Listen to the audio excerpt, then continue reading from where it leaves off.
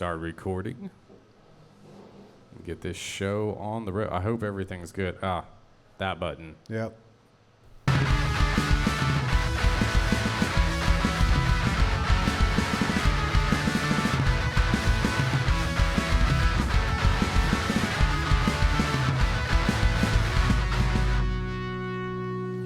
Welcome to Me Talk. Me too. Thanks so much for showing up tonight in the crowd and online if you're going to view us. We are so thankful for you being here. If you have not seen or heard of Mead Talk before, just to let you know, in order to enter the realm of Mead Talk, you must consume 3 glasses of mead to be on the show. So everybody up here is well on their way to having a great conversation tonight. We believe that everything's better with mead, and it dissolves the filters of the mind so the truth can come out.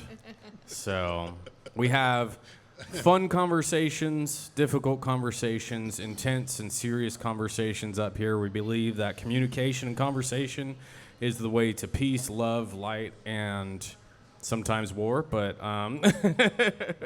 it happens. But, it all is conversed about, and we believe that's extremely important. So we have 2 amazing guests. Our first time ever having 2 guests up here at once. Yes. Which is really awesome. Oh, by the way, yes, we do also do this in front of a live audience. Our live audience is a little slim tonight, but, it's been a while since we've been up here, so we've been very busy lately. But we're back at it, rolling smooth. So first, I would like y'all to introduce yourselves, and then I have questions. I know he has questions. I know we're all going to have a lot of questions, so we'll get to those in a minute. But first, please introduce yourselves, starting whatever order y'all want to start in. Hi, I'm Dan Farmer. And I'm his wife, Holly Farmer. This is my wife. Dan and Holly. Holly, pleased to meet you. Thank you. I don't have I met y'all before yet? Not yet. Okay, I didn't think so. I didn't Yeah. think I'd met them yet. No, you okay. haven't. Yeah, sweet. So, hey, hi. How you doing? My name is Matt Pollard. You know Rob. yeah. We have met. You have, Matt. Yeah, for sure. Well, it's super excited to meet y'all. So, from what I gather, and I'm just going to throw, I'm not sure, so from what I've heard, you're a rabbi of some sort, Russ. No. Okay, sweet. I'm glad we clarified that. Tell me, what is it that you do wait, so I've got a different question. Y'all are considered Messianic Jews, right? Correct, yes. Okay. So explain what that is for me, for the audience, for people who might not know. I know these people right here know, but, for anybody listening that might not know what that is. Right. Messianic Judaism, it means that you believe that Jesus is the Messiah. Mainstream Judaism does not. Mainstream Judaism believes that Jesus was a good man.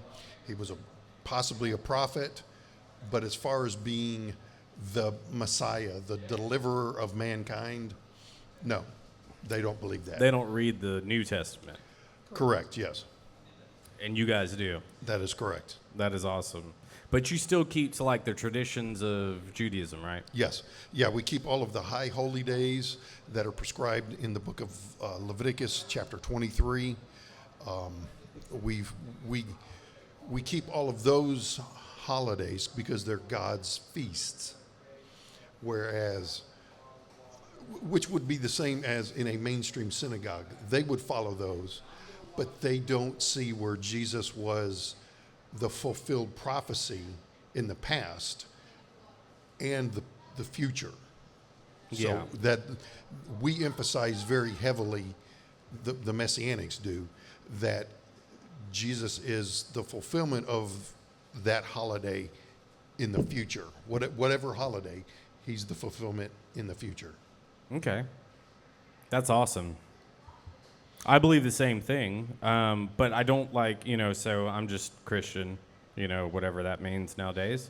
I mean, I know what it means, but it's got a negative connotation nowadays, right? So it's very interesting though, because you guys are like some of the most hated class, right? Because you're Jewish and Christian.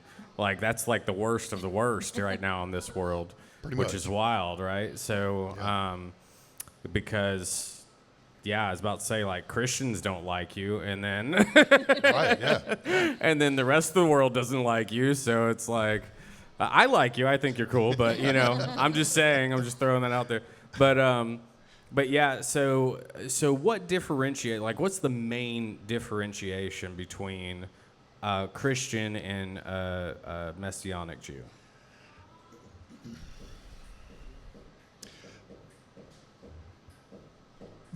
Christians would not, well, the majority of it, Christians do not adhere to the Old Testament laws. Yeah.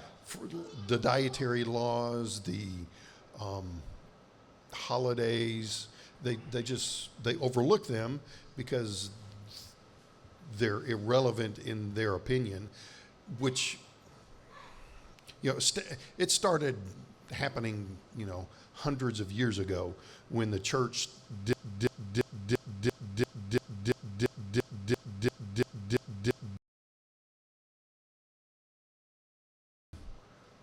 believe that those things have been done away with. But that's actually a relatively new doctrine of just like the last couple of hundred years, that way back when Christians, like first century, like Jesus' disciples, they would have absolutely, kept all of Yeah. the Lord's feasts and everything. And Jesus, he went to synagogue, he kept the feast, he did all these things. And at that time, there was no division, and the division actually came much later, when a very kind of anti-Semitic regime, so to say, kind of took over Christianity as we know it today and kind of wanted to separate themselves. Was that like Catholicism or? The Council of Nicaea? Yeah, The Council of Nicaea. Well, from what I understand, the Council of Nicaea was separation of agnostic and followers of Jesus, right? So the agnostic beliefs are very heavily influenced into that era, and they wanted to make sure that it did not influence it further. Correct, yes. But and they had some very what we would call nowadays new agey kind of thoughts, right? The Gnostics do. And a lot of Messianics, unfortunately, are heading down, I've noticed Yes. within the past 5 years, headed down the Gnostic road. Yes, they're going back to that Yes. type of thought process for sure. Yeah. They've definitely lost the seriousness of the Bible, and they've lost the fact that God is a judge. Absolutely, yeah. And that he's just, Yeah. They've lost that part of it, I believe. They always want to preach the good things, and I call them, prosperity preachers. That's a lot of the Christianity out there nowadays. It's all about, oh, Jesus, everything's great, and, just think this and believe this and knock on the door. Yeah, the biggest till it problem is opens now and- it's like, hey, all those guidelines and rules you're supposed to live by? Well, we can stretch those, and Yeah. just because there's a verse in the Bible or 3 verses that mention don't do this, ignore that because Jesus is love, and you just have to love, and yeah. Right, and then they forget that he said, if you love me, you'll keep my You'll commandments. keep my Exactly. And he yeah. wasn't talking about New Testament because that wasn't written yet. So Right. what commandments was he talking about when he said, if you love me, Right. you'll Well, keep my commandments? So and so I'm of the belief that the commandments were taken even further when Jesus was here, right? So he took it one step further than what the Mosaic laws were, right? So I'm under the impression that Jesus took it from more of a physical to a spiritual and mental reality. So he kind of transcended the laws.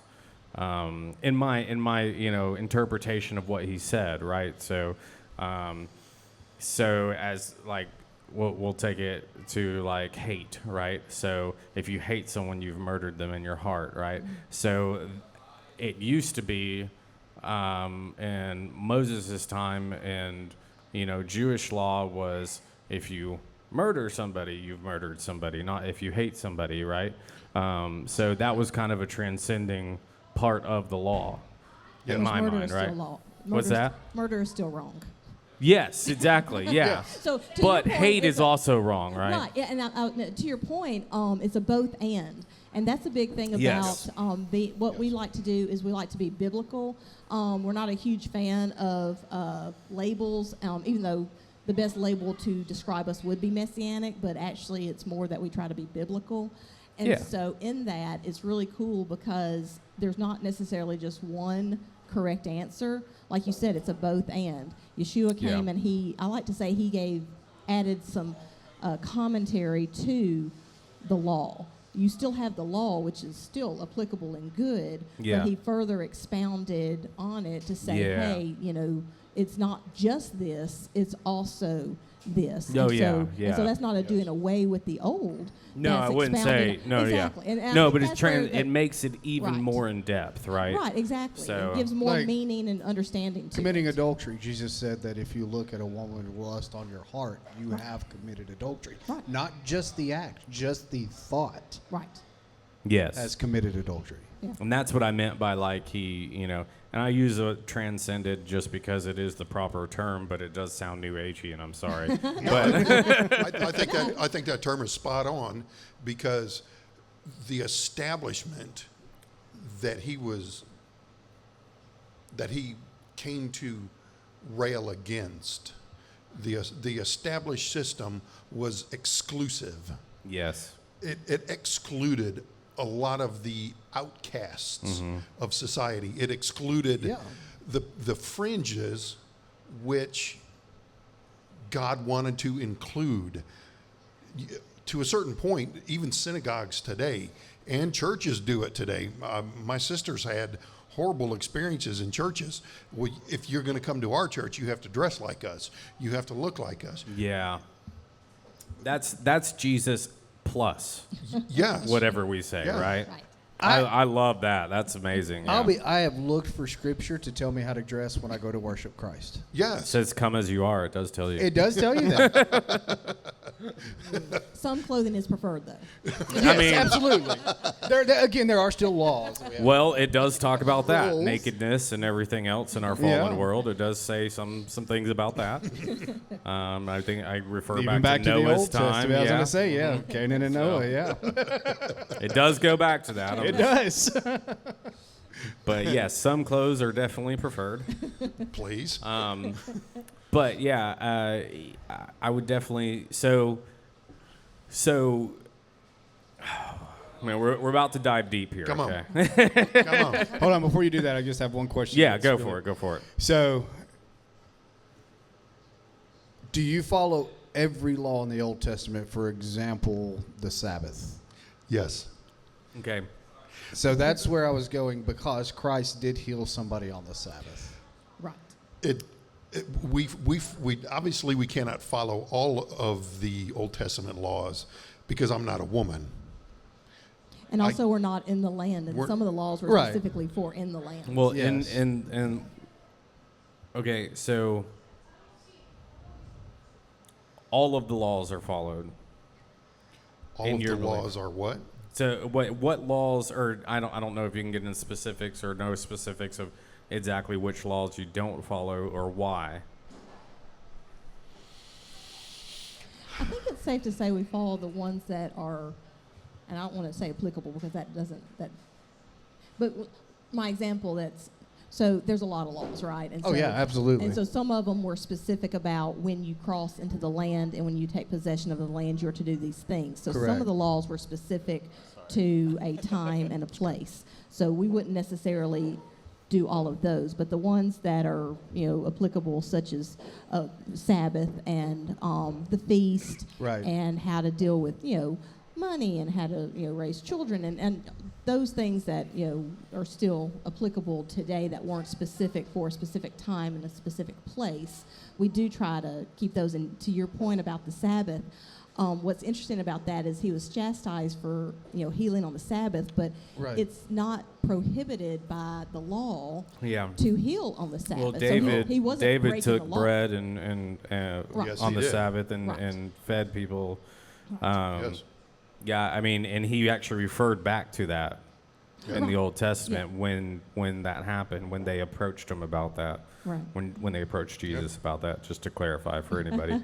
But yeah, that's really cool. So okay, so anything that's applicable, and you said specifically you have to be in the land that was given to the Israelites, right? Well, some of the things are specific to that region, but you can still take the principles and apply them, such as how to grow crops and when you should prune them and when you should, that. I mean, That's those are still a really very- good one. and I've been learning a lot about that Yes. lately. Right, and that's still. I mean, you can take that one, even though it was really specifically for the land. You can still take it and apply it to crops today. So for a long time, and I'll just throw this out there, we'll get to it later though, but for a long time I've been trying to make the connection of land and God and how to represent and basically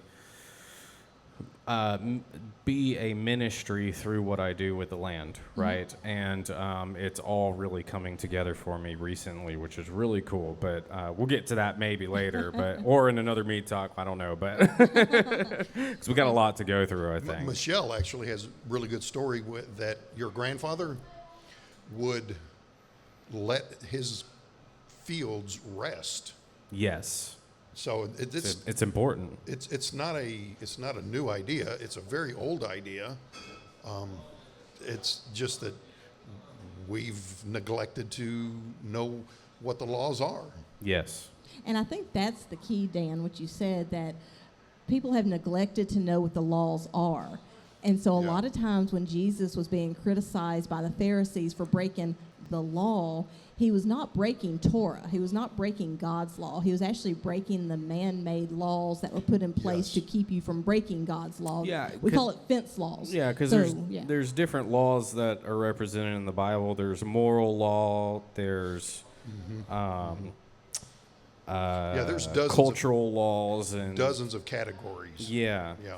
Right. And so that's why I was saying sometimes you just have to figure out which of those are still applicable for you. And like Dan said, he can't keep all of them because he's not a woman. Because there's some that are specifically for Right. women. Yeah. And vice versa. So That's very interesting that you said that. Yeah.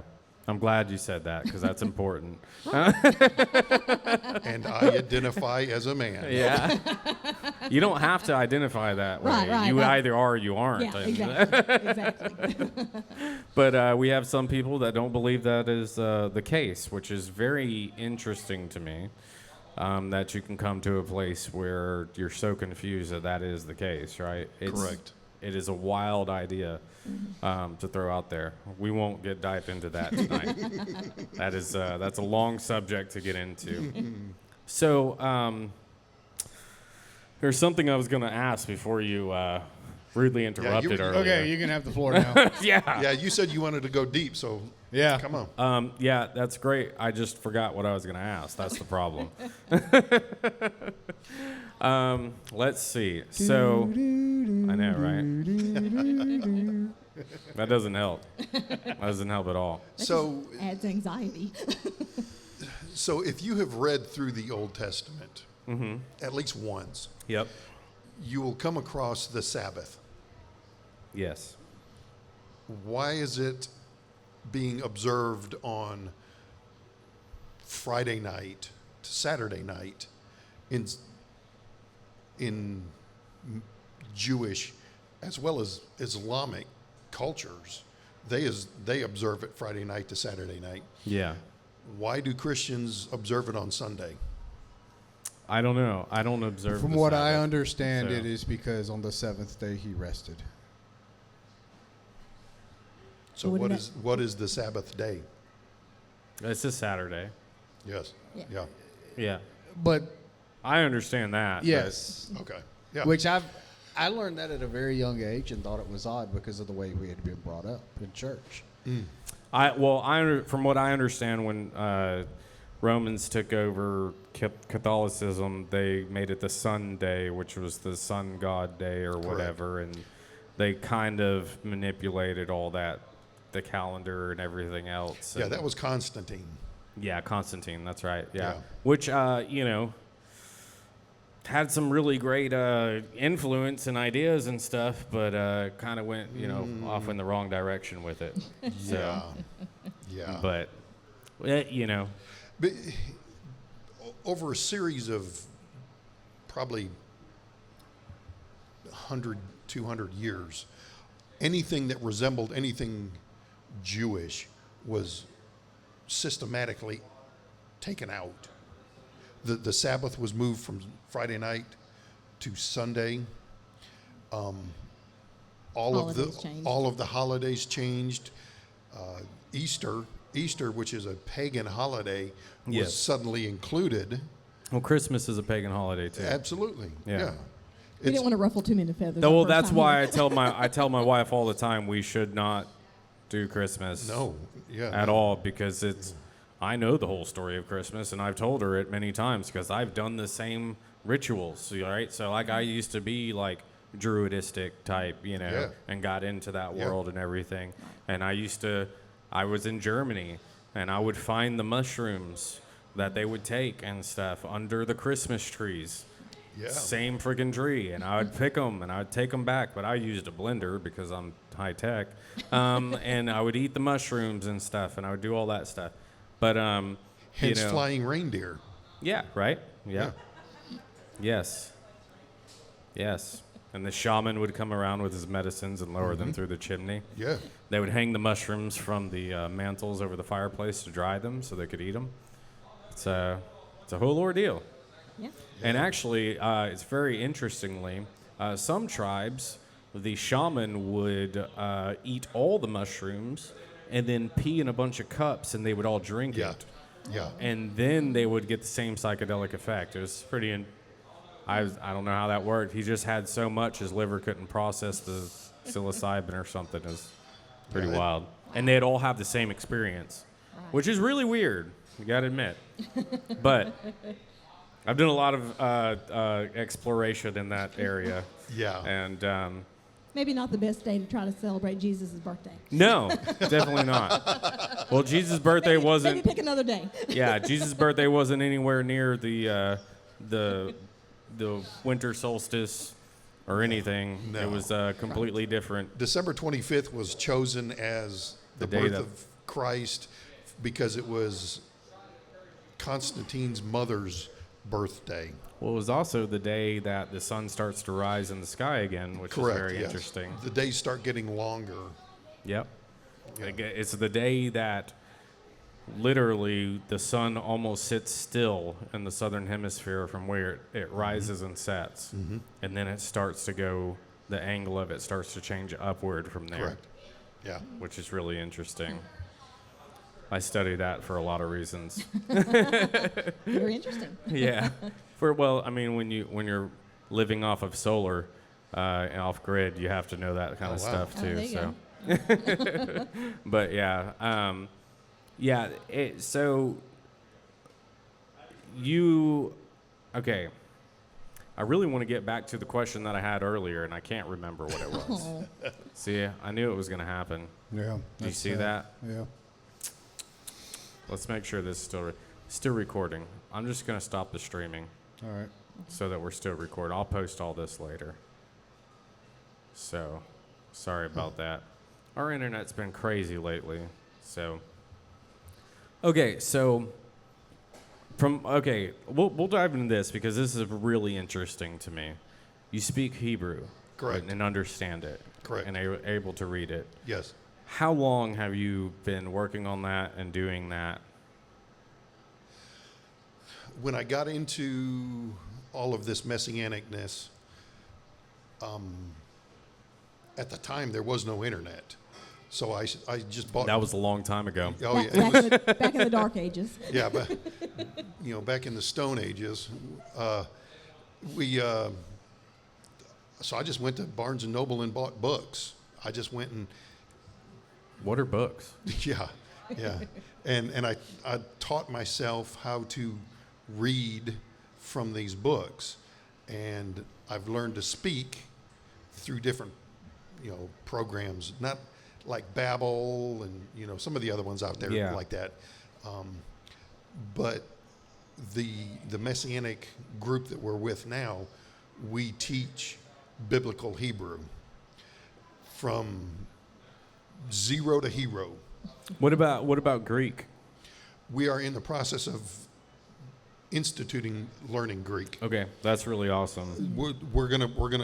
We've got our Hebrew in place. the next class after that, we're gonna learn Aramaic. Oh, that's cool.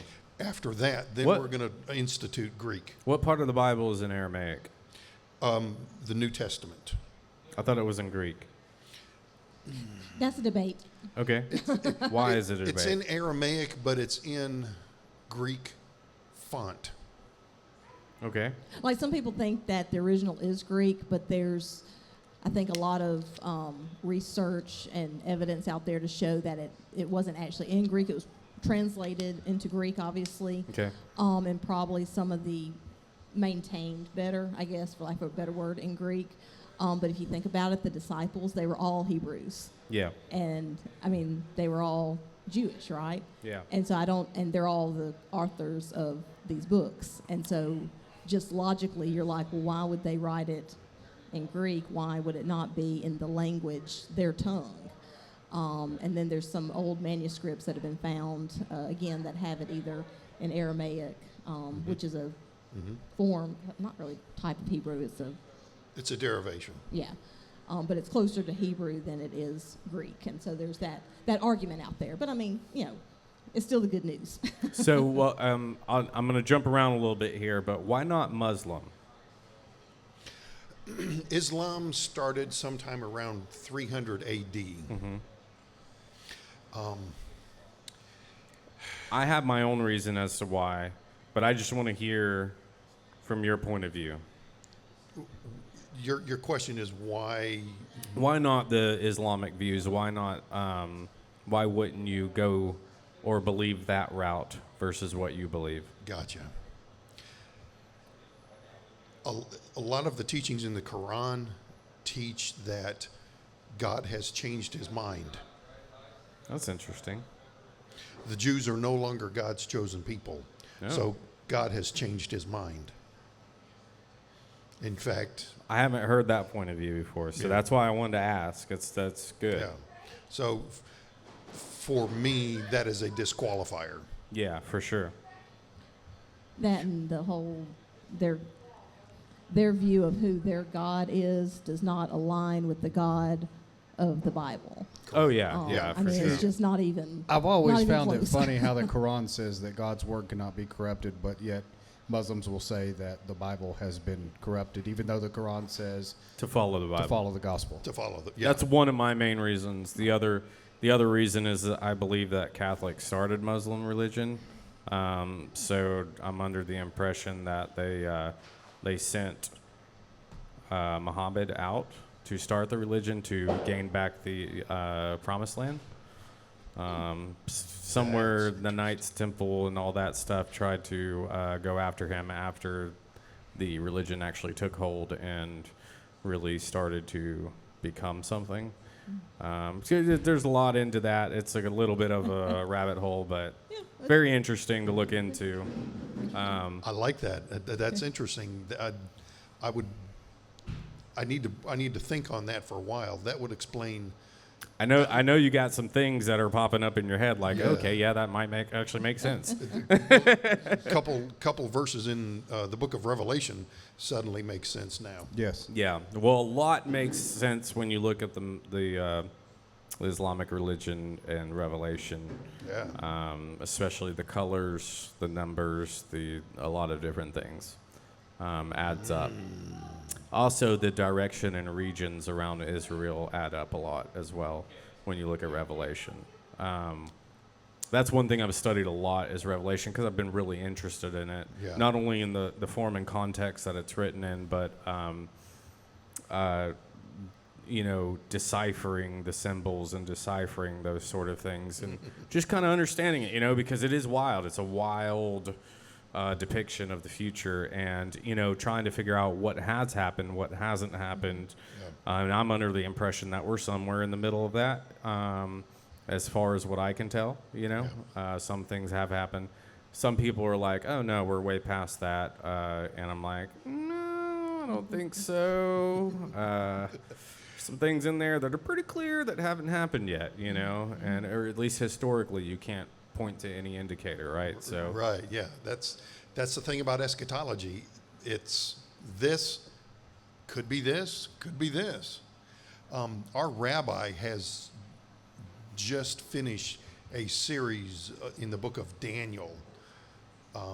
It's taken him, I forget how many months. 18 weeks. 18 weeks to get through this thing. But without understanding the book of Daniel, it's almost impossible to understand the book of Revelation, because they're parallels. yeah, They're parallels. yes, yeah. Well, and then also Isaiah, right? Absolutely, yes. He refers to a lot of Isaiah Yeah. and Daniel, which I had so until recently, and I say recently, probably in the last couple of years, I hadn't really looked at that comparison, but it's pretty wild when you start to look at that. And coming from a person that was a crucifier of Christians, it's pretty wild how he came from being a Roman who crucified people to, Yes. where he was, and having that revelation with Jesus is pretty wild. Yeah. But okay, so are y'all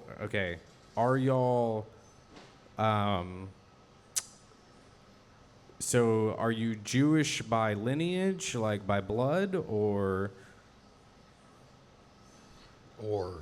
are you Not. or not? Yeah. We both have a little bit of Jewish in us. Okay.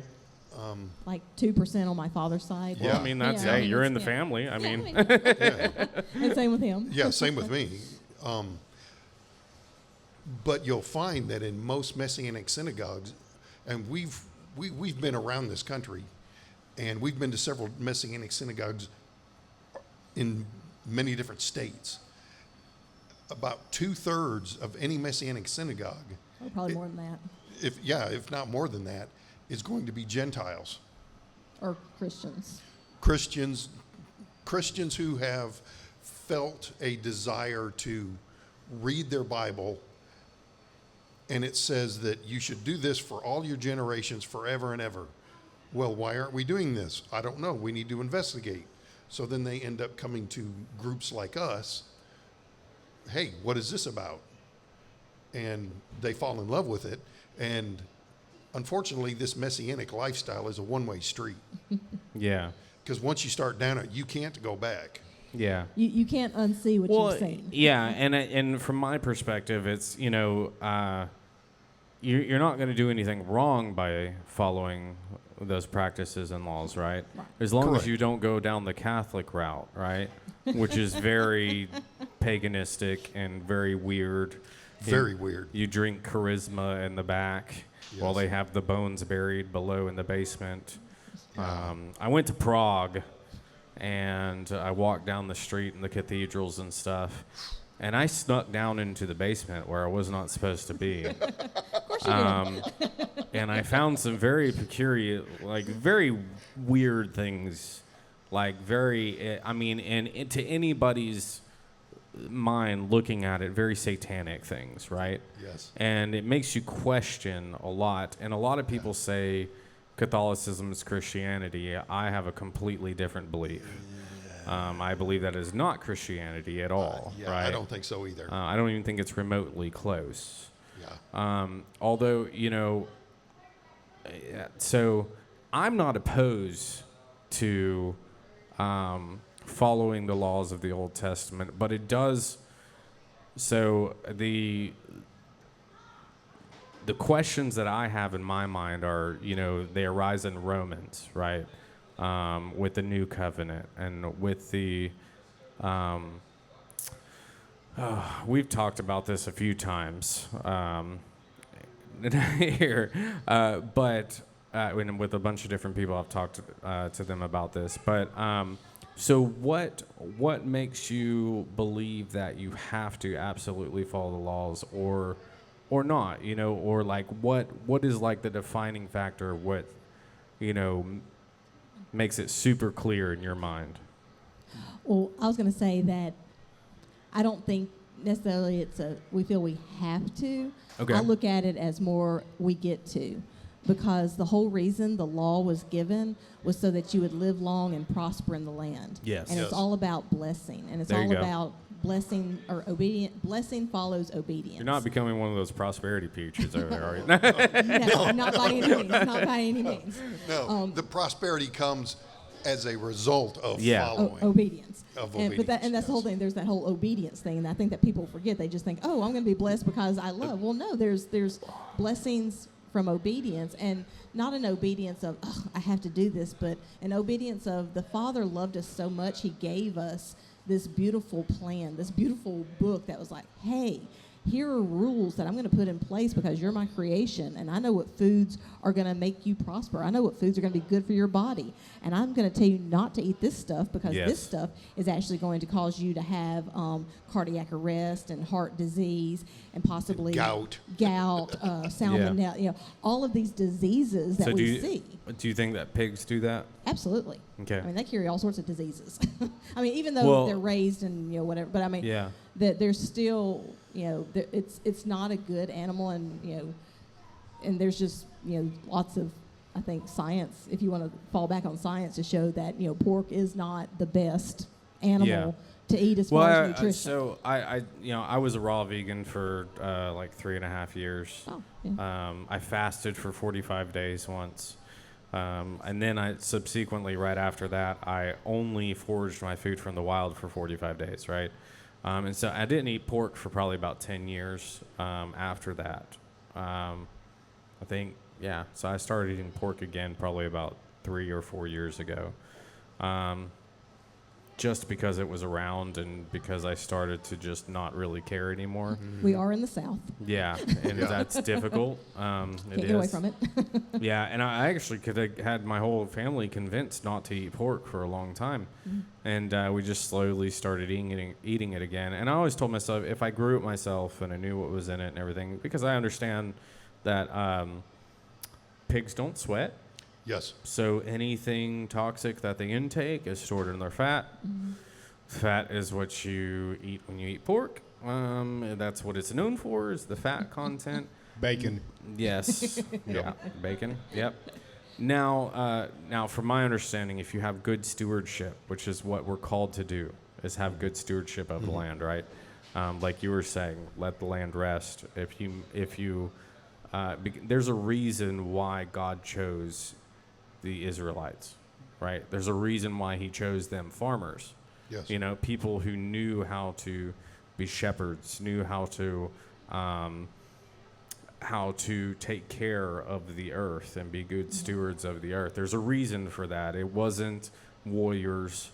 It wasn't, anybody else. It was them. And I don't think it's all that reason, but that is one of the reasons, I believe. Because we're supposed to be good stewards of the earth. We're supposed to treat animals right. We're supposed to show value in this physical world. Yes. And I believe that's important.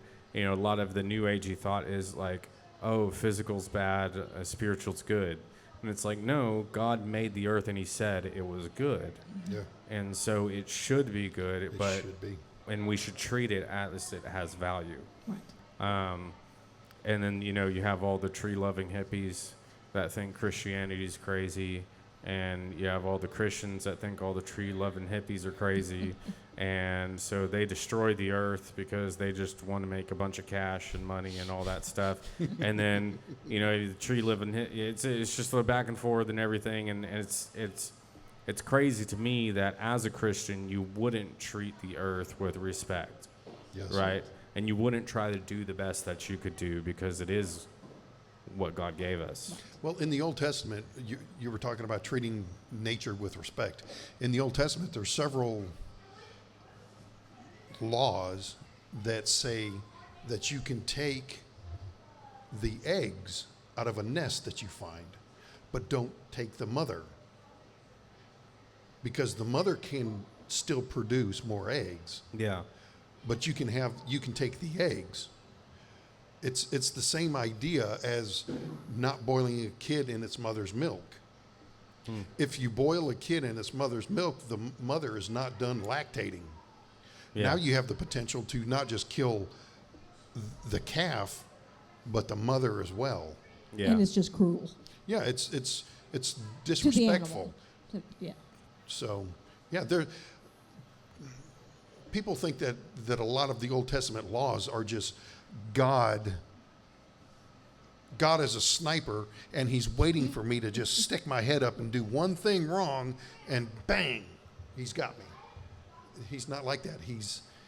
He loves his creation, including the animals, and he wants us to treat it with the respect that he has to make us more God-like. But he's also shown us that he only tolerates so much. Right. Sodom Slow and to Gomorrah. anger. He and of course you talk to people, mostly agnostics or atheists, that are like, why would you believe in a God that's so vengeful? Right. Why would he murder all these people? Well, first and foremost, a creator cannot murder a creation. Yeah. Yeah, they have the wrong idea of God. They don't Yes. know who God is, Right. and so they're attributing things to him that aren't his character Exactly. because they don't know him. Yes. And they don't understand that they had 400 years to get it together. Yeah. They were giving laws, they were giving guidelines, they went far from it, and God finally said, this is not the creation I want. Yes. And he got rid of that creation. That is his prerogative. That is his right. He is the creator. As And he is good. the creator, as the king, as sovereign. He's sovereign. They also say, why does God allow such evil to exist? And you're like, well, let's refer back to when he annihilated the Canaanites and that whole bloodline and everything else. Like, there's plenty of instances where God stepped in and said, hey, this is not going any further. Let's refer to the Great Flood, but then they go back and say, oh, well, why would God do something like that to, his people? And it's like, well, now you're just being a hypocrite, It's like, which one is it? Right. You can't have both, But the interesting thing about it is that you do have both with God. You have grace and mercy, but you also have justice. And it's pretty interesting. If you're a loving parent, why do you have to discipline your child? Yep. Yep. Because you love them. Because you want love them to do right. Because you see things that they don't see. Absolutely. And because sin is innate, we are a fallen creation, Yes. which we had somebody on here we had that discussion with for I don't remember how long. And I can't remember who it was. I think it was Nathan that said that we're Probably. not evil by, at birth. Like it's not innate. It's in taught. us. Yeah, he thinks it's taught. And it's I was like, yeah, you've never had kids, dude. yeah, you've never had kids if you think that Yeah. that's taught. Yeah.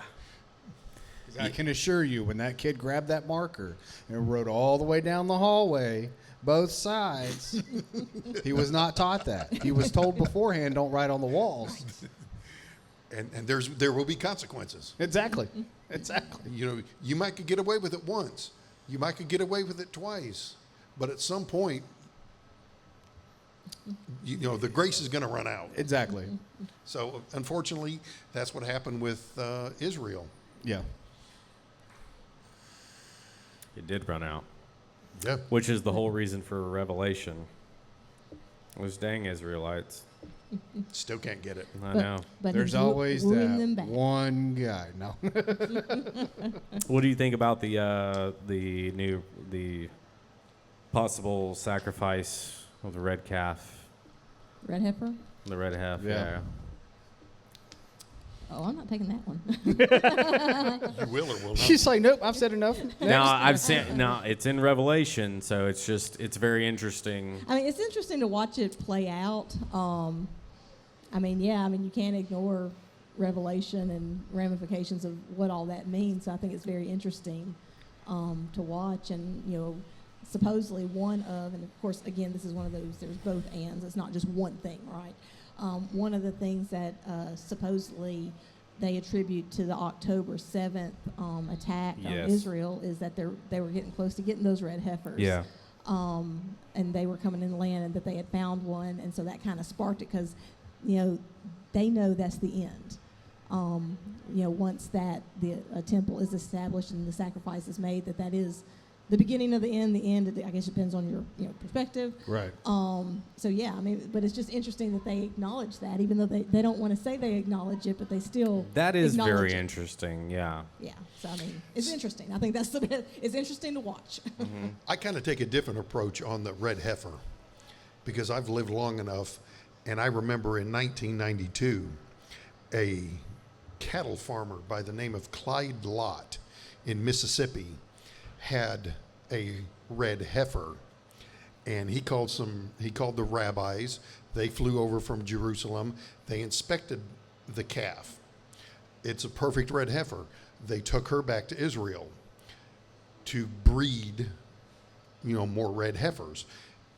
All of the very charismatic Christians at the time had a come apart. Oh, this is it. This is the end of days. Oh, this is it. Well, we've been in the end times since 2,000 years ago. Yeah. Yeah. But here we are 30 years later. We've got another red heifer. And this is it. The end times are here. And people don't realize things are circular. Oh, yeah. Very circular with God. It's a very Greek idea to think that things are linear. Yeah. But it's a Hebraic idea to think things that are circular. And cyclic. Absolutely. Yeah. Yeah. Yeah, that makes sense. Which is how they came up with the calendar and everything else. Everything has cycles, and Yeah. even life, as humans, we have cycles. Yeah. We travel around, we spin on an axis in 24 hours. The moon travels around us in a 29-day cycle. We cycle around the sun in 365 days. So, I mean, it's everything's circular. Yep. A week is circular. I would call it vortex.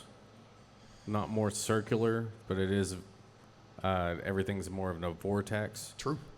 Because we actually follow the sun Yes. and in a vortex motion, which is why the planets behind us have a wider circular motion than we do. Sorry, I didn't want to like correct you or anything, but just expand upon. But yeah, Yeah. because a lot of people, they see the models in school and everything. They're like, oh, the sun's in the middle and we all circle it. No, Yeah. the sun is traveling through the Milky Way, and then we're vortexing kind of behind it, right? And then there's a couple planets in front of us, but then there's other planets way back here tailing it and everything, and we're all traveling like at 1,000,000 miles or light years an hour. But yeah.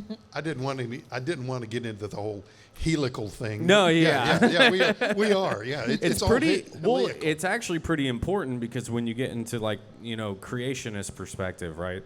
Everything is designed very particular, from cellular to DNA to solar system. It's all follows the same geometrical laws, right? So I'm like really into sacred geometry and stuff too, and so which is like the way that God created the universe, right? Yes. And so I always tell people, they're like, well, how do you know God exists? I'm like, well, because I can prove it. And they're like, what? You can prove it? I'm like, yes. Just look around. And they're like, what do you mean? I'm like, well, everything is designed with a very specific geometry. And they're like, what? I'm like, yeah, it's called sacred geometry. There's a reason why a flower looks the way it does. There's a reason why Leonardo da Vinci found, the symmetry between, to the anatomy of a human, The Vitruvian Man. Yeah, and depicted that. There's a reason to why water moves the way it does in the northern hemisphere and then in the southern hemisphere. There's a reason why pi is always 3.141. Yes. No matter what size diameter, Yes. it's always 3.141. Numbers don't lie. Math doesn't lie. It's just the problem is we made up our own math. We did. And Yeah. it doesn't skewed the follow numbers. the universe. Yeah, it's pretty wild. But when you look at, it's clearly designed. It's clearly designed. Well, even And if you get into science and you talk about medications, every medication known to man is a replication in a lab of something that's found in nature. Mm-hmm. The only difference is one they can make money off of, one you can go pick and grow in your yard. Yep. Yeah. Yeah. Okay, so yes and no. 85% of the drug industry is chemicals that have been produced from a natural compound. The problem is it's an isolated synthetic natural compound that has none of the cofactors with it. So it doesn't properly get assimilated in the body. And then it But becomes they toxic. can make money off of it. But they can make money off it because it's synthesized from petroleum or some other chemical, mostly petroleum. but- Mostly petroleum. Yeah. Yeah. But that's where the whole medical industry came from, was petroleum. So did you remember your question that you wanted to go deep with? Not really. All right. All right. Well, since you started in on the numbers, Yeah. let's go deep. Let's do it. There's a reason why the same numbers always appear in the Old Testament. Yes. Each number has a significance in God's math design. The number 3. Plan. I'm going to point the number 3 out because Yes. several of our audience probably has already made the conclusion that 3 is the number of Trinity. There is no Trinity in the Bible. It's the number of perfection Close. or completion. You going to go with that?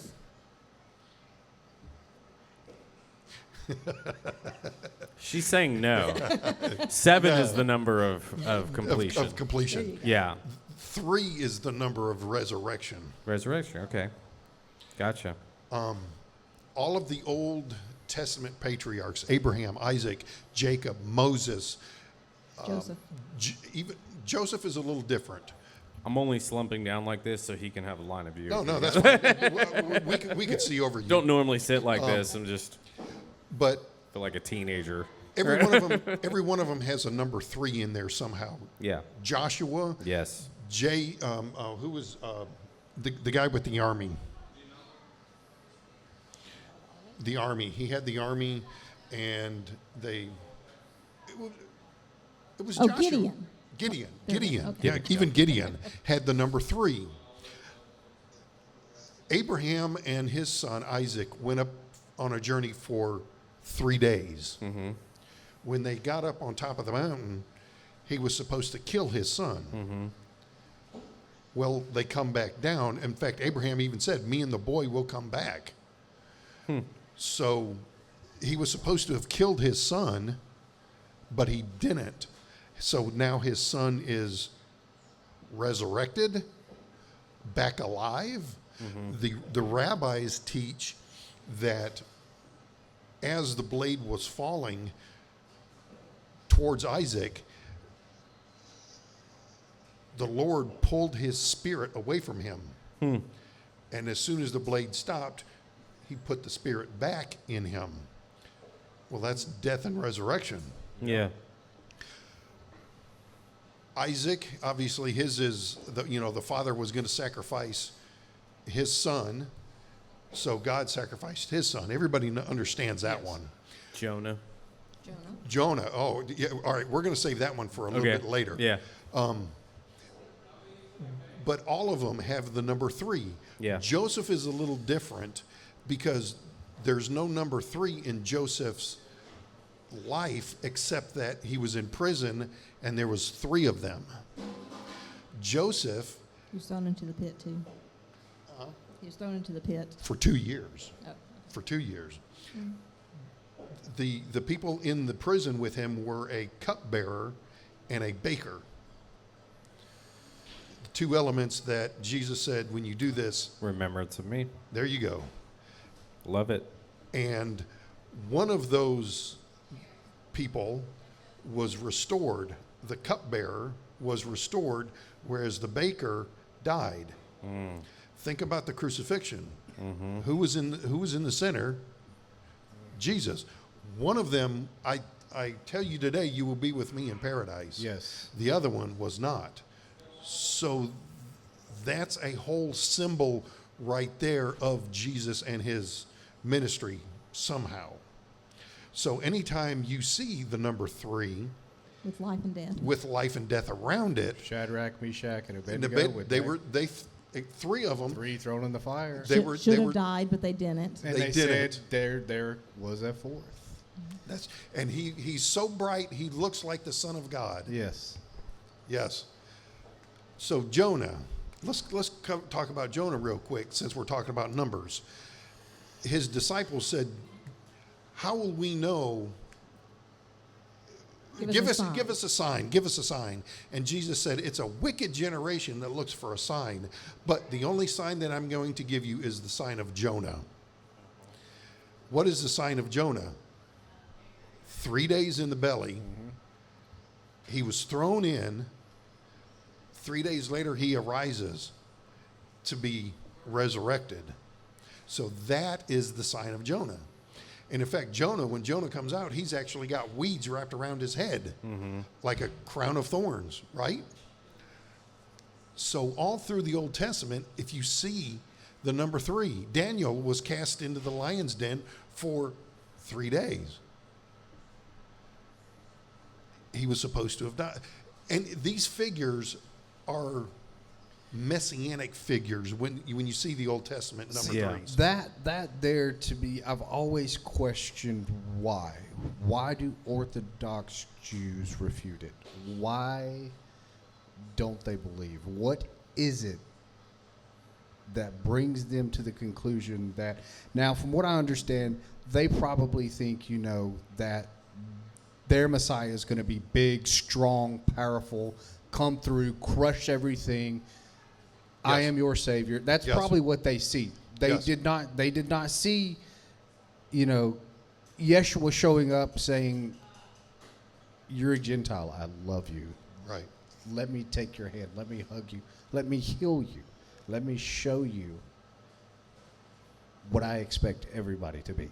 They also didn't see him turning and saying, "You're a hypocrite, Yeah. and you're a snake, you're a viper." Right. Yeah. Right. Because They would never think that their Messiah would tell them, the chosen ones, Yeah. that Go ahead and answer the question, and then I'll give a commentary. Okay. I was going to say that, I think, and you hit on it actually in your question, that there's a thought that, one of the reasons is that they were looking for a conquering king, as it talked about in the Psalms. Psalm 22. Right. But then you have to have the suffering servant first. And so. I'm sorry. Psalm 23 is The suffering. the conquering king. Correct. Psalm 22 is the Psalm suffering. 22 is the suffering servant. Correct. And so they were hoping and looking for a conquering king. So when he came as the suffering servant, he didn't match the box that they had expected him in. They were thinking a conquering king in the physical realm. Right, because they Yes. were being occupied. They were still under Roman rule Roman, yeah. Right. at that point, and under persecution and all these. And so they're like, in their mind, But they had also built Messiah is a- going to free them. They had also Right. built a very interesting hierarchy within, the religious spectrum, and I think some of that was sort of biblical, or Old Testament. Nah, But it I was- think it they was- took it another level. But Most of what he was going up against was man-made. yeah, that's what I was About thinking. 90% Because of there it. isn't a lot of, Torah aside, isn't there a lot of rabbinic lectures and stuff to the side that they still follow and stuff like that Right, aren't rabbinical. of Correct. And the Bible? Right, and that's where in the New Testament it's good to kind of get back to the original language and be careful which translation you're reading, because a Yeah. lot of times, a lot of translations will just use the law, like for everything. As but- a wide paintbrush, it's just Right. the law. the law, but actually a lot of times when it's referring to the law, especially when it's talking about Jesus breaking the law, it's not the Torah. is actually the rabbinic stuff that was added to, or expounded on, or made harder, or man-made. Yeah. And yeah. so if it's a good translation, a lot of times it'll say your traditions or your traditions of man, instead of the law, because there's a big difference between the Torah, the first 5 books of the Bible, That's where what the I law was thinking. is, Yeah. Oh, yeah. and the traditions of man, which is the rabbinic law that was put around the Torah, that were added things and conditions that they taught as if they were Torah. And then that's where Jesus came and said, you don't put your traditions of man above or equal to the Torah.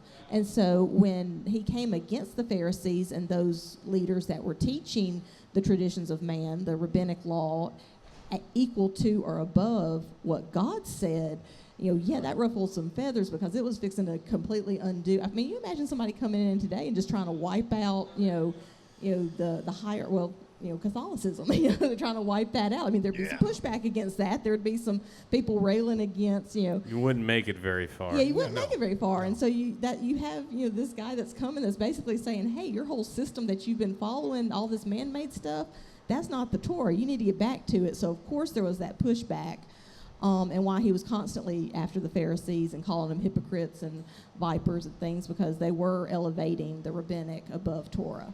And that's where you have to know what the Torah says to know, did Jesus break Torah, or was that a tradition of man? Because it'll just say the law, and it can be very confusing. Washing your hands.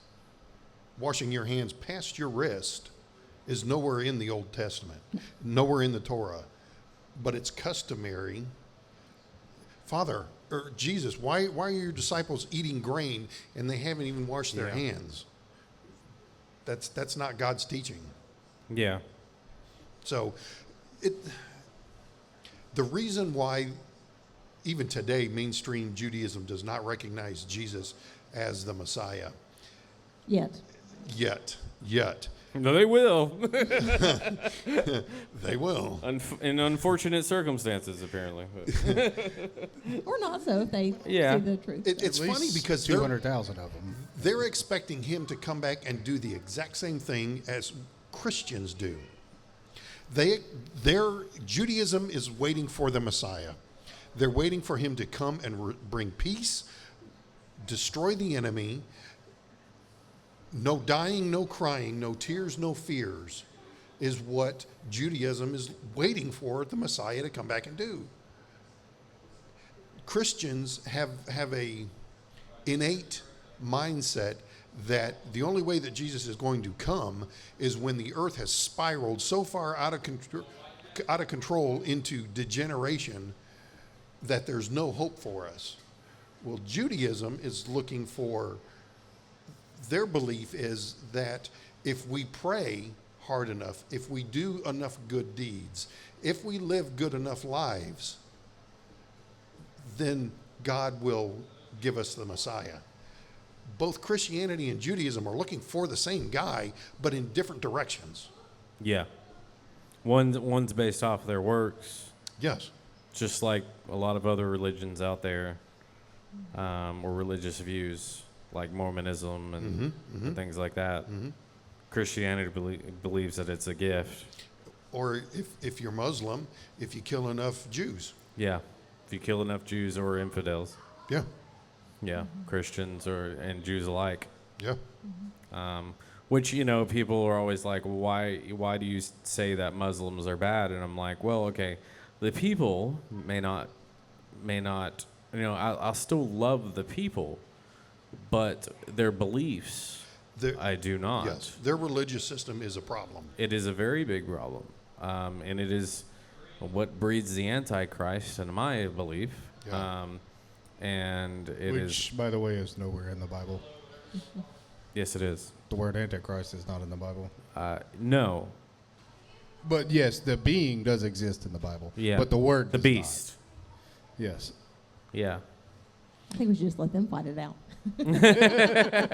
Well, in Judaism, there's an idea that because evil is constantly in this world, every generation has a Messiah.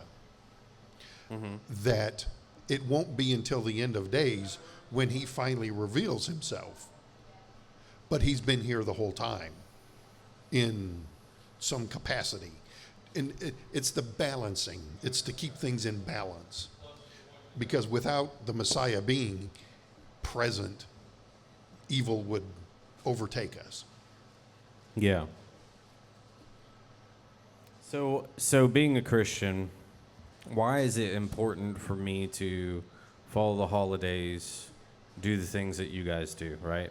Why is that extremely important? I want to know from, just a personal perspective, but also for other people that may not understand. Keep that question in mind, and I have one. It's a small question that's going to lead into this. Okay. All right. What led you to become a Messianic Jew? I had just gotten saved, and I was praying one day. I said, Lord, I want to be able to witness to your non-believing Jewish people. Because at the time, I was that very charismatic person that would have walked up to any Jewish person. You need to turn or burn, Jew. Right. And that's not going to get you anywhere. No. So Get you somewhere, just not where you want it to. Yeah. You wonder why there's a huge rift between Jews and Christians now. You Christians are all the same, yeah. Exactly. So he sent me to a Messianic synagogue at the time, the only one in Birmingham.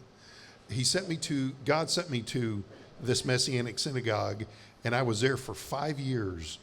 And the education that I got there was completely phenomenal about how to live my life and how to talk to non-believing Jewish people. And as I was there, I met her. And the way I got there is I'd been on a search for a long time. So I was raised Southern Baptist as my, background. Yeah. But even as a Southern Baptist, I realized that I wasn't really Southern Baptist because I didn't agree with a lot of their doctrine. Right. And so I had set out on this quest, and I had asked my mother, I was like, what religion just follows the Bible without any man-made doctrine? Like, who just follows the Bible, like Right. what the Bible says?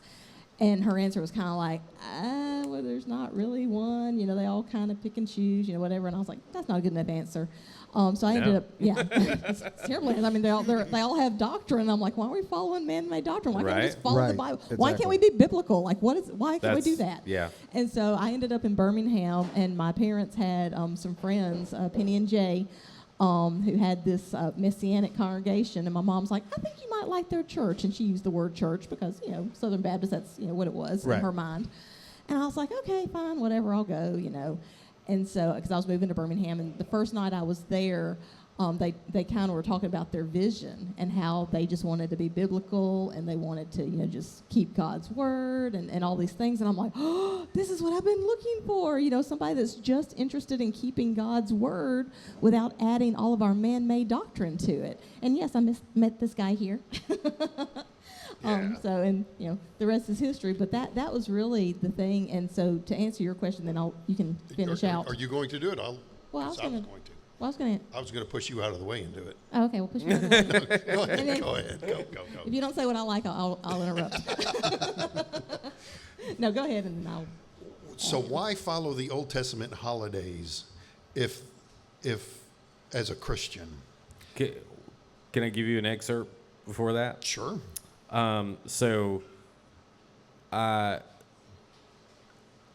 There's a reason that I don't, right?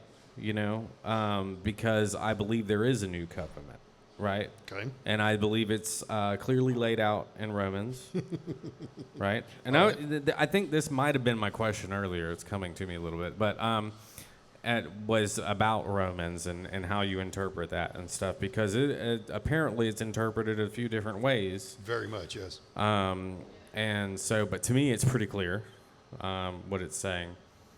But obviously, there is a moral standard, right? Yes. And I believe those moral laws are important, but I also believe that they're written on our hearts, right? Are they necessarily written on the heart of every single person? Maybe, maybe not. Maybe it's something that's written on your heart when you become a believer. but I'm not super clear on that part, right? That's a little foggy to me right now, but what makes it? Well, okay. So I'll leave you with that, right? I'll leave you with that, and I'll let you answer, and then we'll. Okay.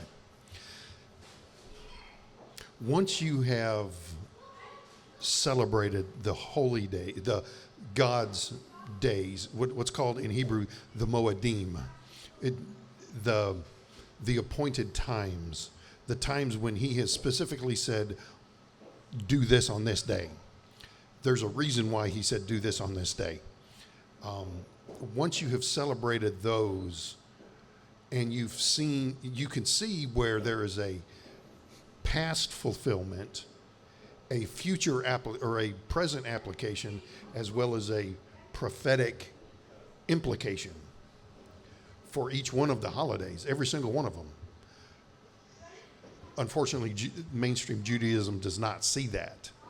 They don't see where He was the lamb for the Passover. They don't see where He will be the high priest at Yom Kippur. As Christians, you should understand those things, because Passover was established by God. The Yom Kippur ceremony was established by God.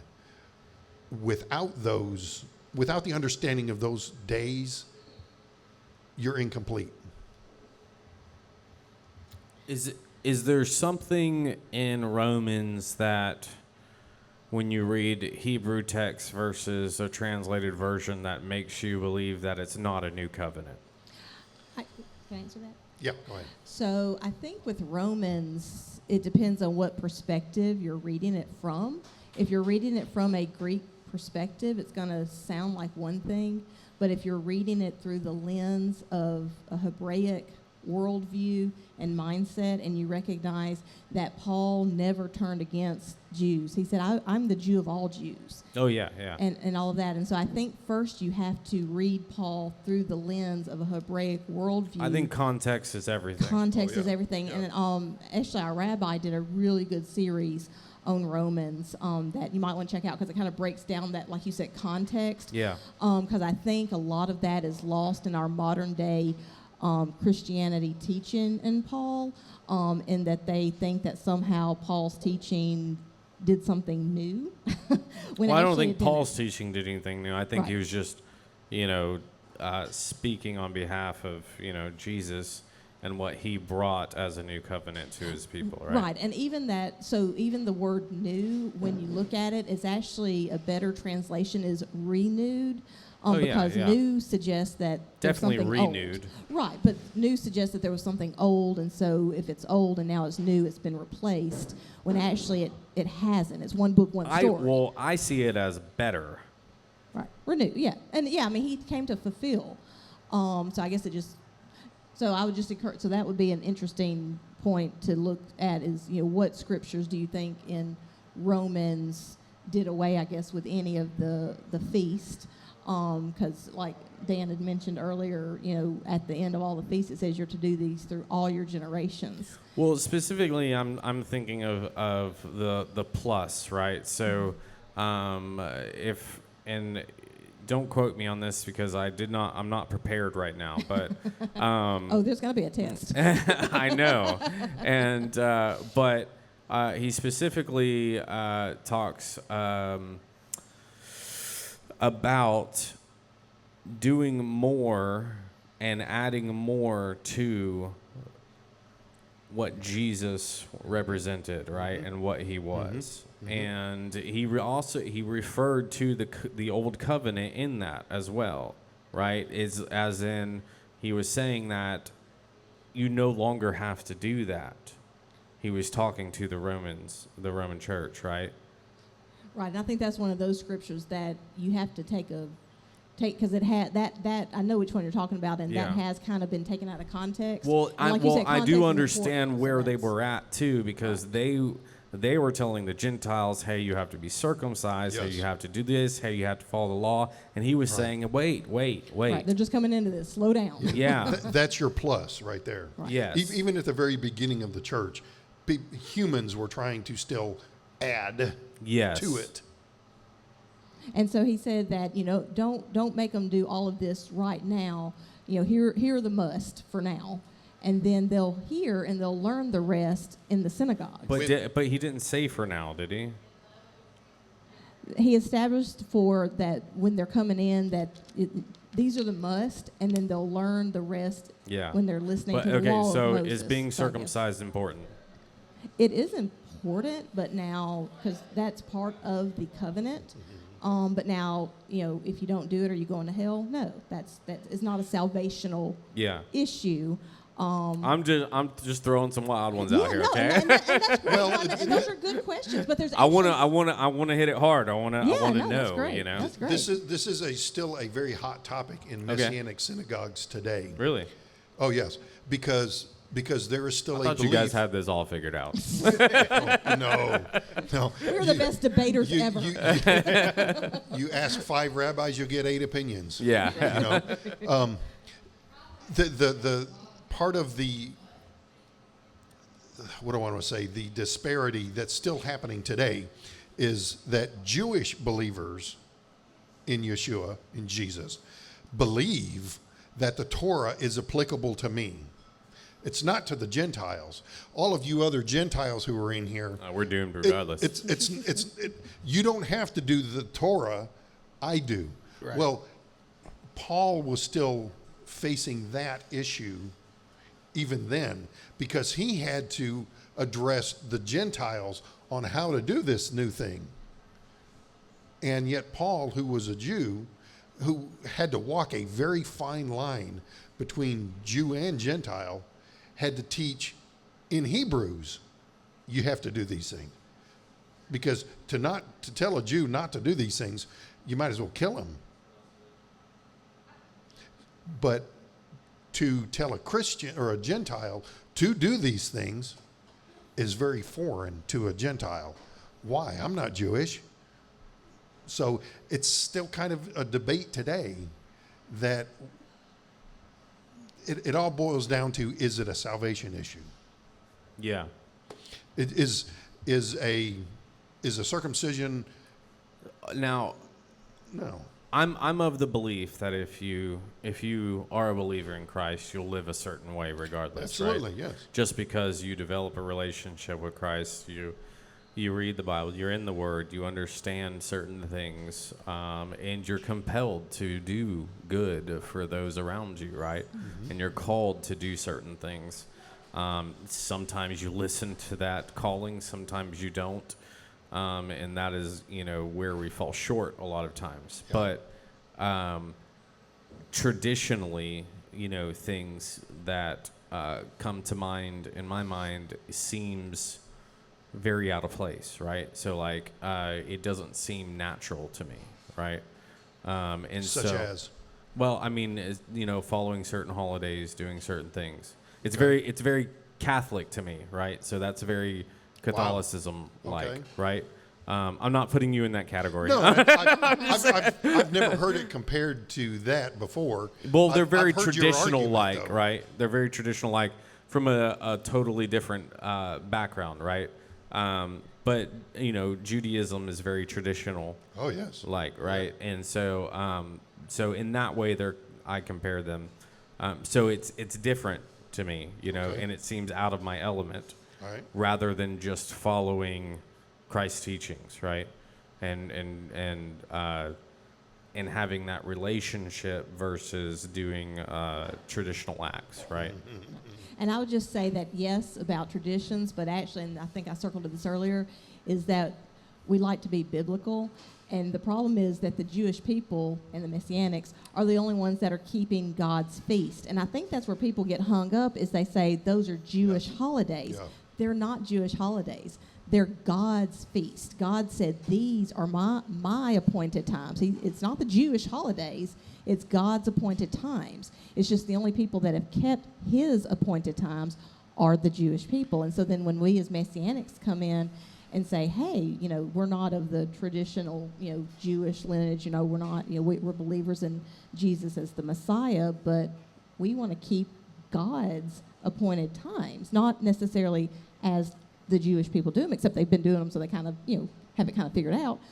But there's a lot of the traditions that we don't necessarily do on the in our expression, I guess, of keeping the feast, because not all of the Jewish traditions that they have put around the feast are biblical. And so Correct. again, we keep some of them if they're good and godly and all that. But if they're not, if they're just a tradition that's not maybe a good tradition, or it's even against the Bible. And a perfect example is the Feast of Purim, the story of Esther, where it's celebrated. It's a Jewish tradition to get so drunk on that holiday that you can't even say the name of Haman. Well, there's nothing wrong with consuming alcohol, obviously, especially mead. That's wonderful.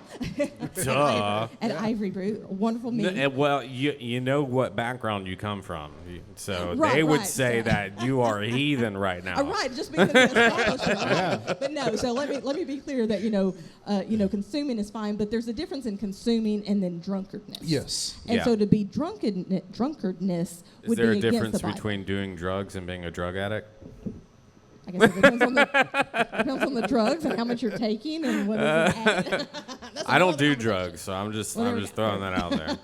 So, but I don't know, it that's sounds like you have a history with mushrooms to me, but Yes, history. History, That's in the history, past. right. That's the Old Testament. I don't follow that anymore. I'm just So, my point with Purim is that's one of the Jewish traditions that when we celebrate Purim and the story of Esther, we don't make it a festival of drunkenness. Yeah. And we don't carry on that tradition of that man. makes sense. Yeah. But we still very much, observe that festival and Esther and her life and the story and the significance that it had and all that.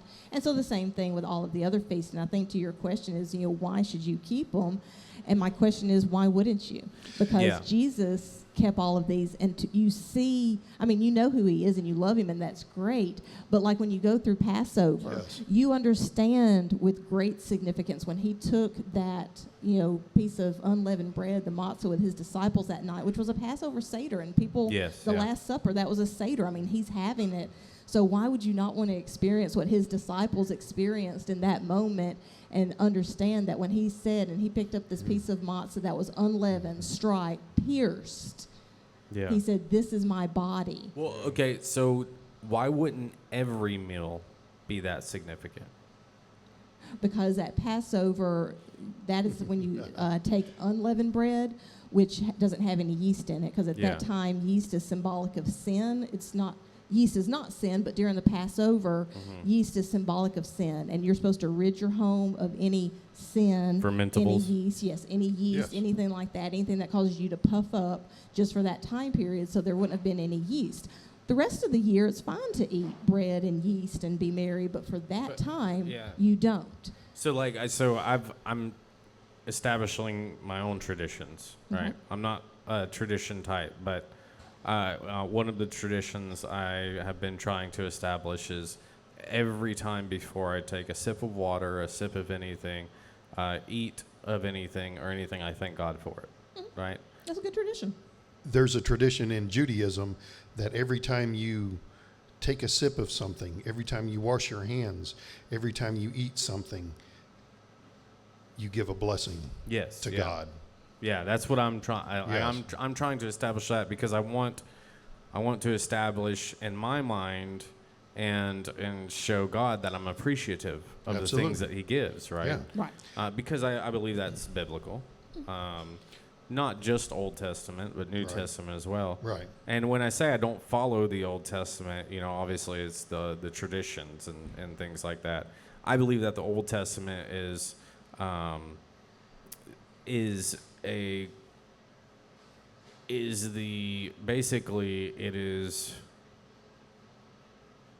well, first of all, it's historical, right?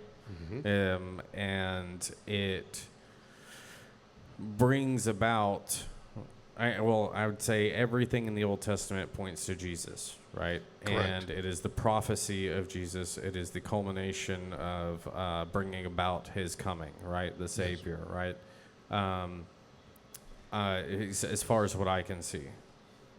And so I think it's extremely important. I think it's important because it's important in a historical context for people who are very analytical, who need that scientific analytical point of view, right? So like that's where my mind was for a very long time, which is why I was very secular for a long time. Like I grew up as a Christian and everything. When I got away from the home, I went off the rails, and I went all over the place and didn't believe any of it. And I thought that Jesus wasn't even a real person at one point in time that ever existed on this earth. And I think some of these people have heard that story before. But So you were a prodigal. yeah, definitely. And but I got a little smarter, and I learned that it's actually kind of dumb to think that because there's more historical documents that prove that he was a person that existed than Alexander the Great or anybody really in our history. Not only that he was, a person, but died and was resurrected. Over 5,000 verifiable documents and copies from that time or within the first, century that prove that, which is pretty amazing.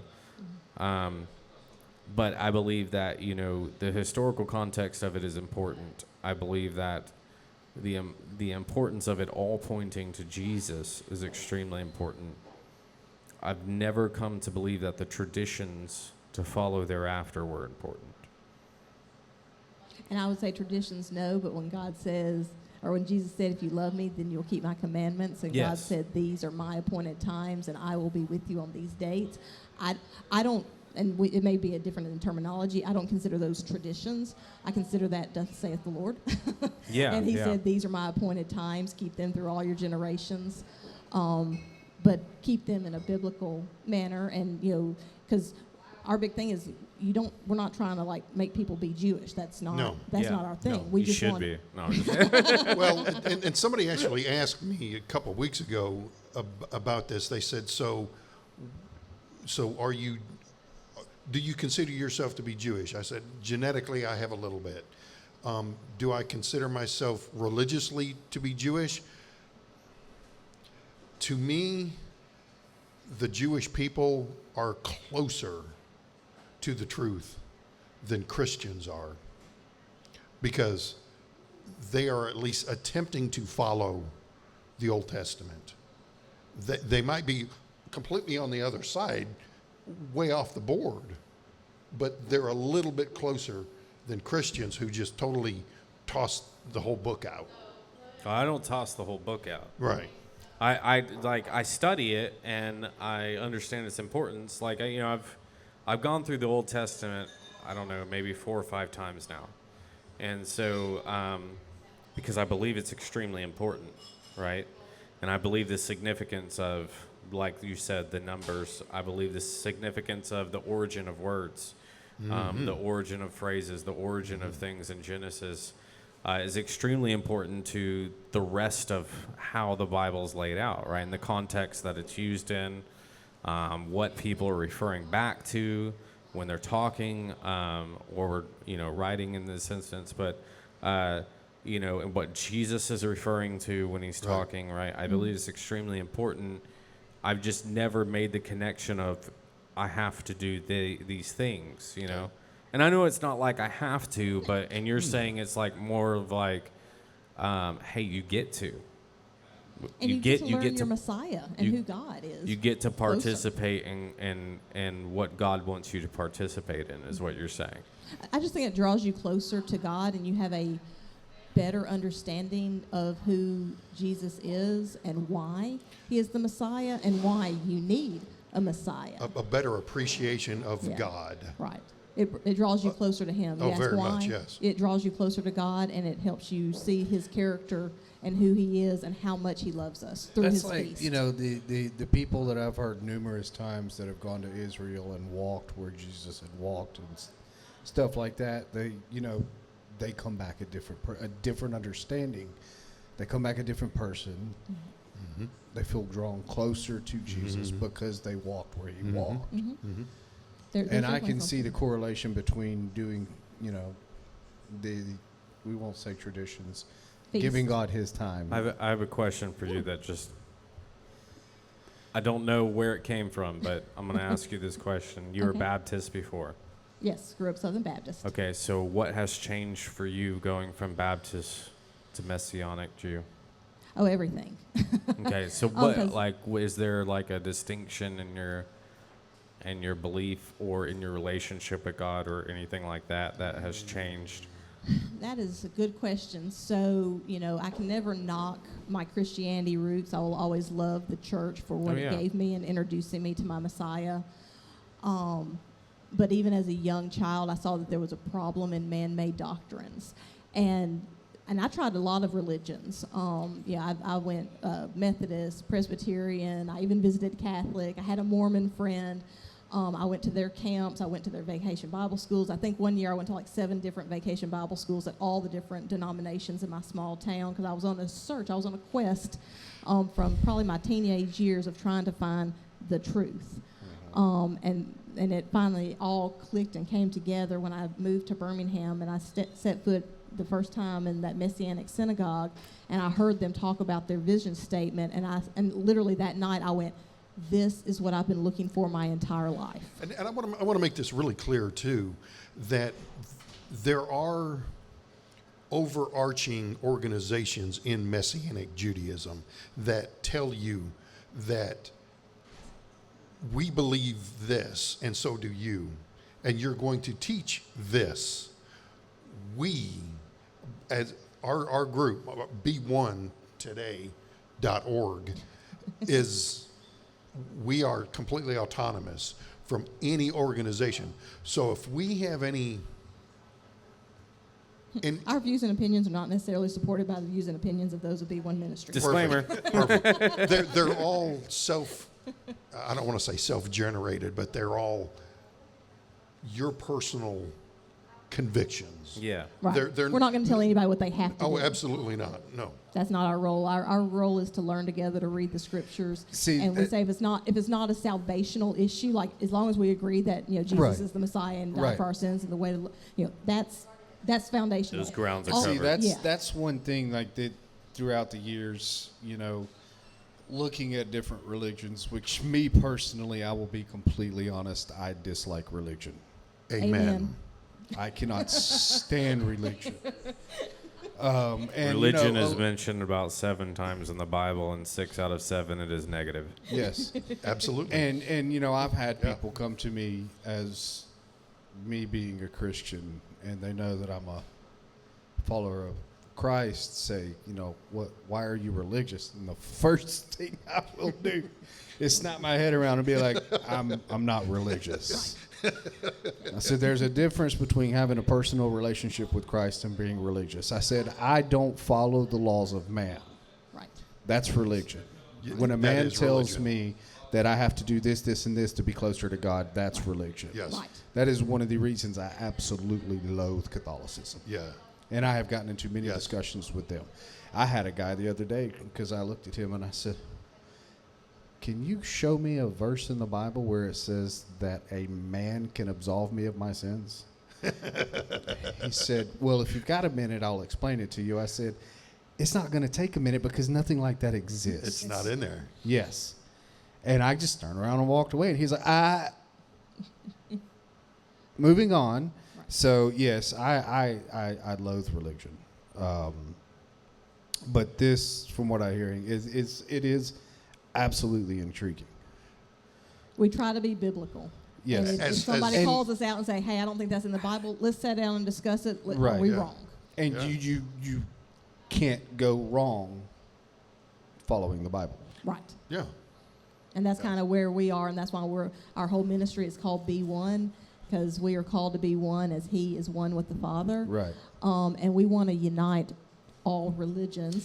See, that's and part of break like, down the barriers. And actually, this year, going into the High Holy Days, the fall feast that we're getting ready to enter into, yeah. our theme, because we usually have a theme, or the Lord kind of shows a vision, a good vision or a theme to our rabbi. And this year, we're called Isaiah 58, verse 12, that we're called to be restorers of the breach.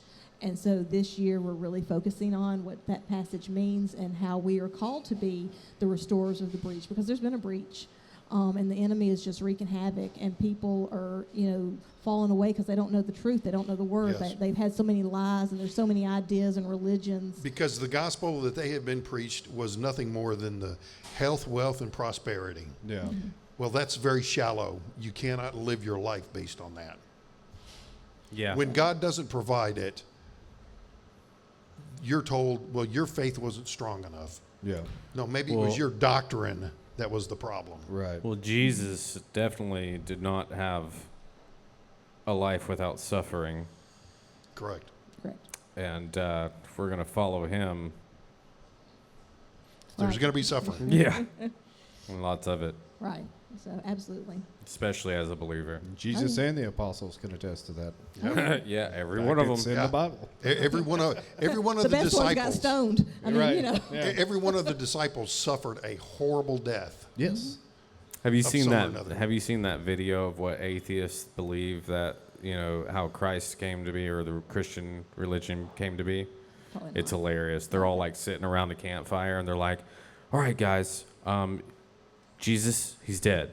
All right, but this is what we're gonna do. Okay, we're gonna tell everybody. We're gonna go to his tomb. We're gonna steal his body. We're gonna take him somewhere else, and we're gonna tell everybody that he rose from the dead." And they're all like, "Oh yeah, yeah," and they're all like really excited and everything. And they're like, "And then what's gonna happen?" And he's like, "We're all gonna be martyred and murdered, and we're gonna be stoned and all this." And they're all like, "Well, yeah." And one of the guys like, "Wait, I mean, but we're gonna have like riches and wealth and stuff before that, right?" And they're all like, "No, not at all." And then one of the guys like, "But what are we doing here? What are you talking about?" It's like, yeah, it's like what? hilarious. Yeah, it is. It's really funny video. It's pretty. I think it even has some like famous people in it, doesn't it? By Yeah, I haven't seen it. I can't remember. It You haven't sounds seen- like- you haven't seen that. I haven't. You've told me about it Oh, before. man, It it's sounds like awesome. something that what's that? Those guys on YouTube. It's that do almost lot like of a Saturday skits. Night Live skit or something, Yeah. but it's like, but it's so funny because Babylon B, I think is. yeah, like Babylon B Yeah, does, something yeah. like that, yes. But it's so funny because it's like, yeah, why in the world would these people be tortured to death Yeah. over something? In fact, one said, "Don't hang me like you hung my Messiah. Hang me upside down." Like, who would ask for that if it was a lie? Yeah, who would go to those lengths to Right. say, it's wild. Yeah. Yeah. I mean, if that doesn't convince you, I can't help you, brother. And those are verifiable historical documents. Yes. True and true. And True. people will tell you that, it's not real, and you're like, okay, well, hold on. Our entire science. I mean, based I off quoted- the I- Pythagorean or our entire science. I mean, Sorry, he interrupted me before. I'm listening. But our entire science is based off of very few people in history, very few documents. Within like 3, 4, or 5 documents, Socrates being one of them. Gosh dang, many philosophers back in the day. We believe wholeheartedly that they were people that existed, and we have 4 or 5, maybe 6 documents that Yeah. they were actually people that lived on this earth. And you have 5,000 documents of Jesus. Well, there's people out there that want to deny that the Holocaust happened, and that's Yeah. just Yeah. insane to me. I'm like, really? Stop it. Yeah. Just, Just because you weren't there, you don't believe it exists. Yeah. I guess Yeah. your great grandparents didn't exist either. That's the No. epitome of I reject your reality and I substitute my own. Right. Which is fantasy. Yeah. We all remember him. He's probably watching. No, because it went No, off. yeah, we're not on live anymore. He'll watch later. There'll be a lot of comments from him, I'm sure. Hey, Nathan. So there was a lot of spin-off questions I want to get into, but it's running late. Yes. Time is short. I know you're like, I don't have a watch, but I was like, Yeah. I'm feeling tired. but obviously we want to do this again. I think, have y'all talked about doing this again? Yes, We've also talked about the schedule when we want to teach Hebrew, Yes. yes. and so That's one thing I was going to say. okay. So we talked about doing this again, or you all talked about doing this again. Yes. Let's get that set up. Obviously not on the mic, but let's get that set up. But also, yes, I would love to learn Hebrew. I think that is extremely important. It really changes your outlook on the Scripture. Yeah, It- I it believe. honestly Yeah, does. yeah, totally. Like I'll dive in and people will tell me what it means, you Yeah. know, and say, hey, this is really what that means, and translate it for me. I'm like, come on, is that what it really means? I would really like to learn. That's where I'm at. Like, yeah, somebody can say, well, the translation actually means, and it's like, did your cousin's friend's uncle tell you this, Yeah. or did you actually translate it Yeah, yourself? is this something you heard from a preacher on the radio? Right. Did you or look this did up on you? Google? Or did Yeah. you get this Or information DuckDuckGo. from a website? Yes. Because they're So- very different. Yes, we did. We talked about doing almost like a mini series up until we start the classes for learning Hebrew. Yeah. I think that would be great because there are a lot of diving in. spin-off questions of what I've heard tonight. Talking more about this than getting into, I would Hebrew, though what I- it is to learn Hebrew. Yeah, I would like to dive into the Old Testament and some of the things that happen there. I would like one of the books I've read a couple of times is the Book of Enoch, right? And so, which is very interesting to me, right? I know I wanted to bring it up, but Okay, but you're one there's of those. there's like 4 or 5 books, right? So I only really I haven't read the second, but from my understanding, the second might be legitimate. Which one is that? The Book of Enoch, the second Book of Enoch. Oh, the second book of Enoch. Yeah. Okay. Yeah. And but there's like 4 or something like that. There is, Yeah, and so, but I've only read the first one or understand. which is very fantastical. Yeah. Yeah. And not But part of the canonized. It Bible. makes a lot of sense. But there's also another book out there that I've read a couple of times. The Urantia book. I don't know if you've ever heard of the Urantia book. The what book? Urantia? Never heard of it. Okay. It's very interesting. It's very different. Well, not necessarily. But so that was one of the roads that I went down before I returned. Actually, it probably brought me back closer to Christ, right? Which is very interesting. A book outside of the Bible bringing you back to Christ it's not heard of. We met a guy yesterday. Turns out, I'm not going to tell you how we met him.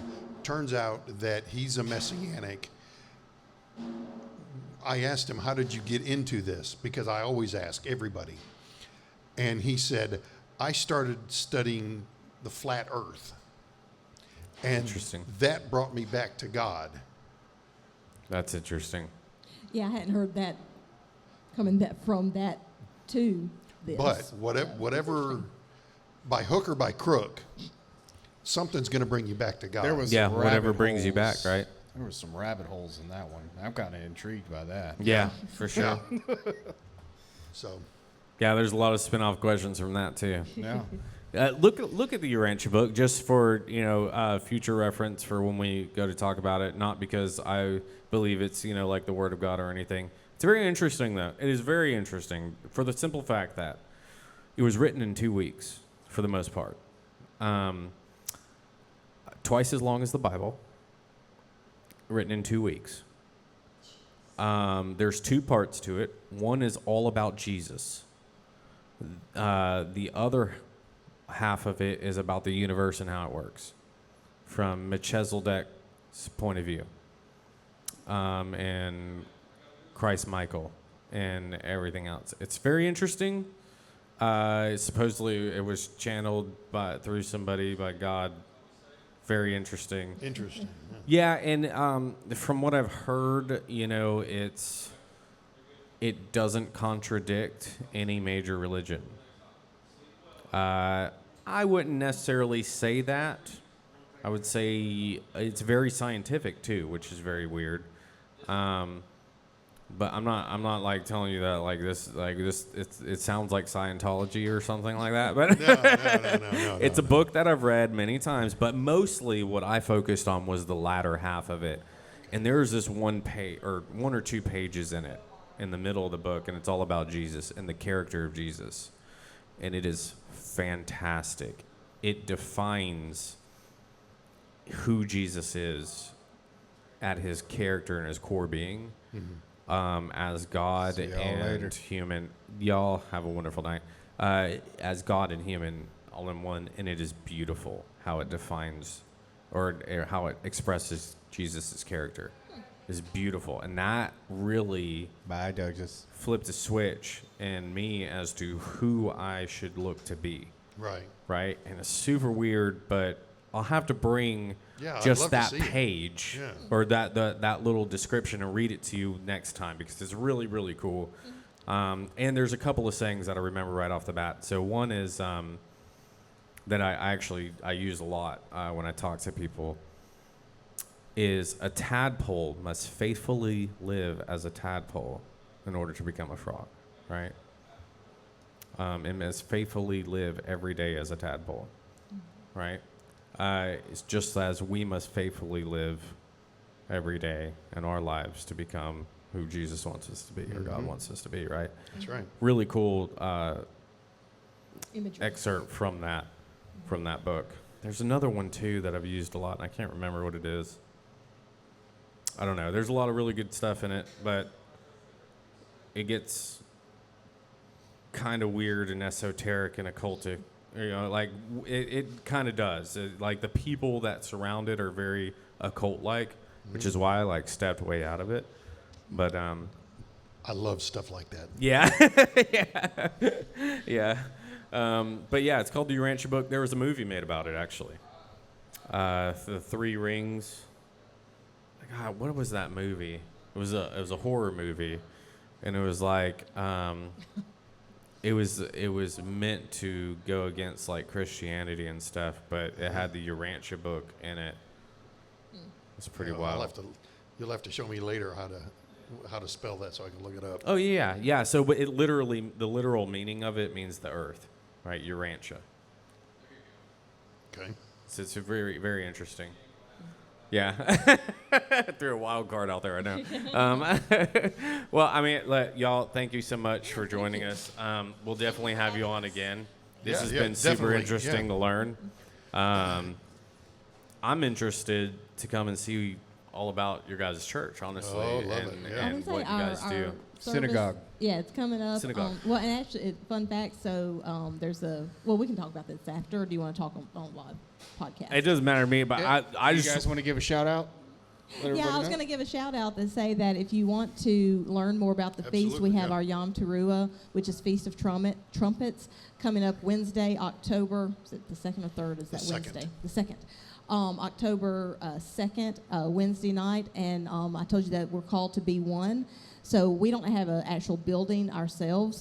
There's a Church of Christ that actually allows us to use their facilities called Crossbridge Church of Christ. that's cool. And their congregation is actually joining with us, and we're going to be celebrating that That's feast cool. together, and using, obviously their facility, which we're very thankful for. I think it's really cool that you guys use words like synagogue and stuff. Right. And like, Yeah, and it is a synagogue, except for we use a Church of Christ building, so like you come in, Yeah. Right. it's not going to look like your like traditional I've been synagogue. I've but- watched like almost every episode of The Chosen now, and they just all the words that they use, you guys are using. I'm like, Yeah. so cool. Yeah, So cool. but yeah, so if you want to come, that's a great time to be introduced to the Festival of Trumpets. It's Yom Teruah, called the Feast of Blowing. How can we get to this information and see it?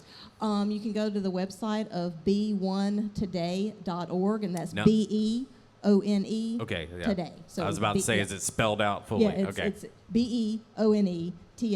Yeah, that's a great website. They got a good one. Yeah, so, so be1today.org, and it has all the information about the feast coming up, but that's the one that's coming up most or the soonest. I'm going to be that Wednesday evening. I think it starts at 7.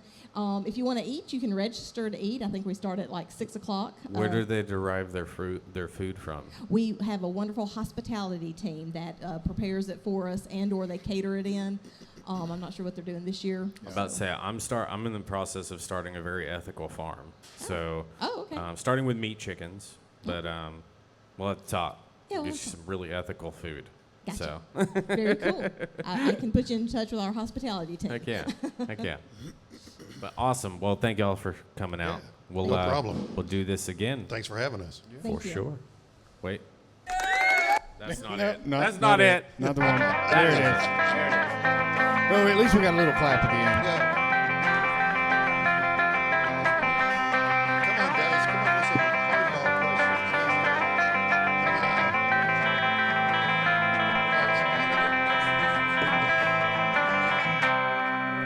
I pretty well figured this was going to be just all intro stuff. Let's